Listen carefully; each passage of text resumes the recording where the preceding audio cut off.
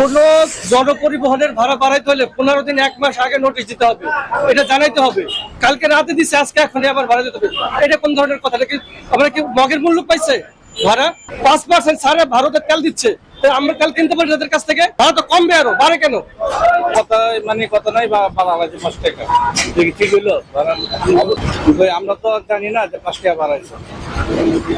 কিছু বলার নাই ভাই, দেশ যেরকম চলতেছে সেরকমই আমরা এখন ভাড়া নিতে আছে, আমাকে কিছু বলার নাই। এখানে 10 জন যদি না করে আমাকে কিছু করার নাই, তারা যেভাবে চালাবো আমরা এভাবেই চলবো। জুলাই গণ অভ্যুত্থানের পর নারায়ণগঞ্জের ছাত্র জনতারা বিভিন্ন আলটিমেটাম শাসকের কাছে স্মারকলিপি দেওয়ার মাধ্যমে কিন্তু ঢাকা নারায়ণগঞ্জ রুটে 5 টাকা ভাড়া কমাইছিল।